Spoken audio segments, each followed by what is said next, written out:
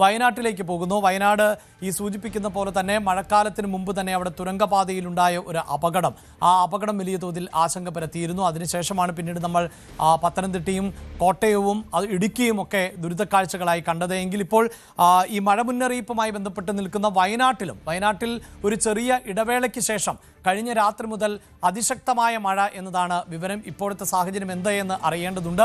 ബത്തേരി, മേപ്പാടി, അമ്പലവയൽ ഭാഗങ്ങളിലാണ് ശക്തമായ മഴ പെയ്തത്. ഇതുകൊണ്ട് തന്നെ വിദ്യാഭ്യാസ സ്ഥാപനങ്ങൾക്ക് അവധി നൽകിയിട്ടുള്ള സാഹചര്യം കൂടിയാണ് ഉള്ളത്. ദുരിതാശ്വാസ ക്യാമ്പുകളിൽ ഇപ്പോഴും നിരവധി ആളുകൾ തുടരുന്നുമുണ്ട്. ജയപ്രകാശാണ് വാർത്തയുടെ വിശദാംശങ്ങളുമായി ചേരുന്നത്.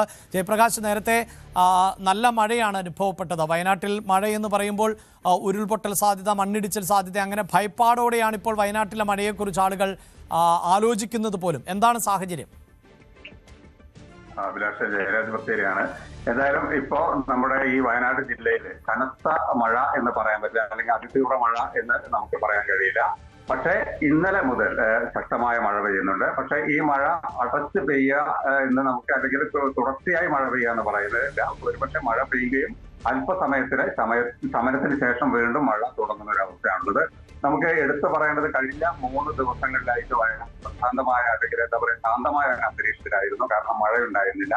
മിനിയാന്ന് ഇവിടെ റെഡ് അലർട്ട് ആയിരുന്നു പ്രഖ്യാപിച്ചിരുന്നെങ്കിലും അന്ന് വെയിലായിരുന്നു ഉണ്ടായിരുന്നത്. പക്ഷെ ഇന്ന് ഇവിടെ ഓറഞ്ച് അലർട്ട് പ്രഖ്യാപിച്ചുകൊണ്ട് തന്നെ വിദ്യാഭ്യാസ സ്ഥാപനങ്ങൾക്കും അതുപോലെ മറ്റ് നിയന്ത്രണങ്ങളുമൊക്കെ ശക്തമായി തന്നെ തുടരുകയാണ്. താങ്കൾ പറഞ്ഞതുപോലെ തന്നെ നമുക്കറിയാം, ഇന്നത്തെ മഴ എന്ന് പറയുന്നത്, അല്ലെങ്കിൽ ഇന്നലെ രാത്രി തുടങ്ങിയ മഴ എന്ന് പറയുന്നത് അമ്പലവയൽ അതുപോലെ തന്നെ മേപ്പാടി ഭാഗങ്ങളിലാണ് കൂടുതലായിട്ട് മഴ പെയ്യുന്നത്. നമുക്കറിയാം, കള്ളാടി എന്ന് പറയുന്ന സ്ഥലം മേപ്പാടിയിൽപ്പെട്ടതാണ്. എന്നാൽ കഴിഞ്ഞ ദിവസങ്ങളിൽ പെയ്ത മഴയിൽ കുറവ് മഴയായിരുന്നു മേപ്പാടിയിൽ ഉണ്ടായിരുന്നത്. പക്ഷെ ഇന്ന് ശക്തമായ മഴ തന്നെ മേപ്പാടിയിൽ പെയ്യുന്നുണ്ട് എന്നാണ് നമുക്കറിയാൻ കഴിയുന്നത്. അത് മാത്രമാണ് ഒരു ആശങ്കയായിട്ടുള്ളത്. എന്തായാലും വയനാട് ജില്ലയുടെ വിവിധ ഭാഗങ്ങളിൽ ഇപ്പോൾ മഴ പെയ്യുന്നുണ്ട്. പക്ഷേ നമ്മൾ ഈ പറഞ്ഞതുപോലെ തന്നെ അതിശക്തമായ മഴ എന്ന് പറയാൻ കഴിയില്ല. എന്നാൽ കഴിഞ്ഞ ദിവസങ്ങളിൽ പെയ്ത മഴയിലൊക്കെ ഒരുപാട് ദുരിതങ്ങൾ, അല്ലെങ്കിൽ ആളപായമില്ലെങ്കിലും ഒരുപാട് വീടുകളുടെ കേടുപാടുകൾ സംഭവിച്ചിട്ടുണ്ട്. അതുപോലെ തന്നെ പല വീടുകളിലും വെള്ളം കയറിയിട്ടൊക്കെ ഉണ്ട്. എന്തായാലും ഇനിയുള്ള ദിവസങ്ങളിൽ, അതായത് കാലാവസ്ഥ പ്രകാരം തന്നെ വരും ദിവസങ്ങളിൽ മഴ പെയ്യും എന്നുള്ള ഒരു മുന്നറിയിപ്പുള്ളത് കൊണ്ട് തന്നെ എല്ലാ ജാഗ്രതാ നിർദ്ദേശങ്ങളും ഇവിടെ തുടരുന്നുണ്ട്. പ്രത്യേകിച്ച് ചുരം റോഡിലും അല്ലാത്ത സ്ഥലങ്ങളിലുമൊക്കെ ഹെവി വാഹനങ്ങൾക്കൊക്കെ നിയന്ത്രണം ഏർപ്പെടുത്തിയിട്ടുണ്ട്. അതുപോലെ തന്നെ ടൂറിസ്റ്റുകൾക്ക് നിയന്ത്രണം ഏർപ്പെടുത്തിയിട്ടുണ്ട്. ഇതൊക്കെ കഴിഞ്ഞ ദിവസങ്ങളിൽ ഏർപ്പെടുത്തിയതാണ്. പക്ഷേ കളക്ടർ പ്രത്യേകം പറഞ്ഞിട്ടുള്ളത് വയനാട് ശാന്തമാകുന്നത് വരെ ഇത്തരത്തിലുള്ള നിയന്ത്രണങ്ങളെല്ലാം തുടരുമെന്നാണ് പറയുന്നത്. അതുപോലെ തന്നെ വയനാട്ടിലെ ദുരിതാശ്വാസ ക്യാമ്പുകൾ, നമുക്കറിയാം 1700ഓളം ആളുകൾ ദുരിതാശ്വാസ ക്യാമ്പുകളിൽ വിവിധ ക്യാമ്പുകളിൽ നിന്നിട്ടുണ്ടായിരുന്നു. പക്ഷേ ഇപ്പൊ ക്യാമ്പുകളുടെ എണ്ണം ചുരുങ്ങിയിട്ടുണ്ട്. മാനന്തവാടിയിൽ 3ഉം അതുപോലെ തന്നെ സുൽത്താൻ ബത്തേരിയിൽ 1 ക്യാമ്പുമാണ് ഇപ്പോൾ പ്രവർത്തിക്കുന്നത്. മൊത്തം 65 കുടുംബങ്ങളിൽ നിന്ന് ഏതാണ്ട് 234 പേരാണ് വിവിധ ക്യാമ്പുകളായിട്ടുള്ളത്. എന്തായാലും ജാഗ്രതാ നിർദ്ദേശം തുടരുകയാണ്. മലയോര പ്രദേശങ്ങളിലൂടെ യാത്രകളൊക്കെ കുറയ്ക്കണമെന്നുള്ള ഒരു നിർദ്ദേശവും ഭരണകൂടത്തിന്റെ ഭാഗത്തു നിന്നുണ്ട്. അതുപോലെ തന്നെ എല്ലാ ഭാഗങ്ങളിലും ശുചിത്വ പരിപാടികൾ നടത്തുന്നുണ്ട്. എന്തായാലും ഇന്നാണ് വീണ്ടും മഴ തുടങ്ങിയത്.